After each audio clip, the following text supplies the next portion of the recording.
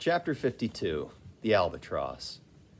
Southeastward from the Cape, off the distant Crozets, a good cruising ground for Wright whalemen, a sail loomed ahead, the Goni, Albatross by name. As she slowly drew nigh, from my lofty perch at the foremast head, I had a good view of that sight so remarkable to a tyro in the far ocean fisheries, a whaler at sea, and long absent from home. As if the waves had been fullers, this craft was bleached like the skeleton of a stranded walrus. All down her sides, this spectral appearance was traced with long channels of reddened rust, while all her spars and her rigging were like the thick branches of trees furred over with hoarfrost. Only her lower sails were set. A wild sight it was to see her long-bearded lookouts at those three mastheads.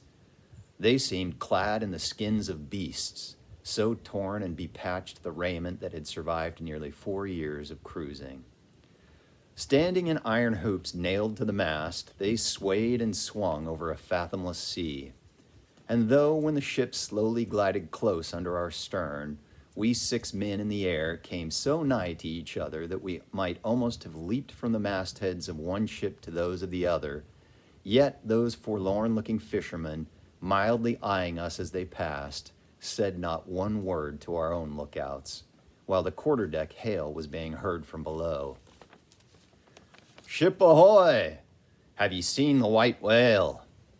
But as the strange captain, leaning over the pallid bulwarks, was in the act of putting his trumpet to his mouth, it somehow fell from his hand into the sea, and the wind now rising amain, he in vain strove to make himself heard without it. Meantime, his ship was still increasing the distance between. While in various silent ways the seamen of the Pequod were evincing their observance of this ominous incident at the first mere mention of the white whale's name to another ship, Ahab, for a moment, paused. It almost seemed as though he would have lowered a boat to board the stranger, had not the threatening wind forbade.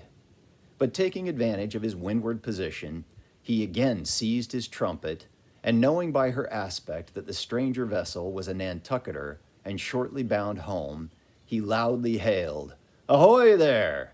This is the Pequod, bound round the world. Tell them to address all future letters to the Pacific Ocean.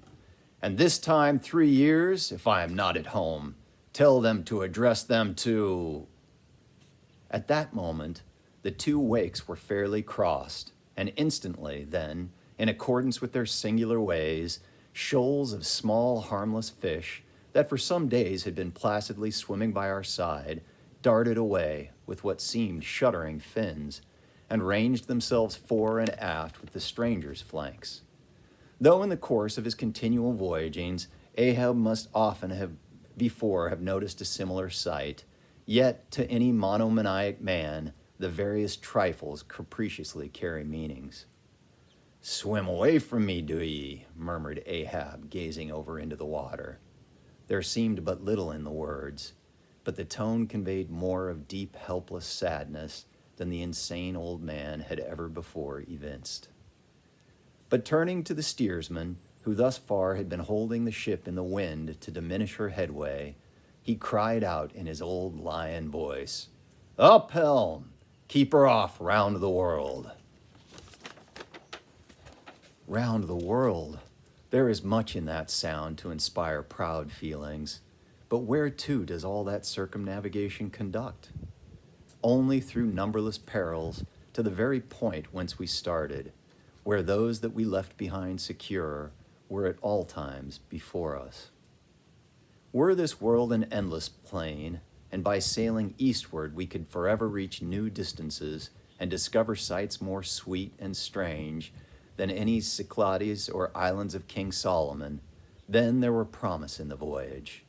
But in pursuit of those far mysteries we dream of, or in tormented chase of that demon phantom that sometime or other swims before all human hearts, while chasing over this round globe, they either lead us on in barren mazes, or midway leave us whelmed.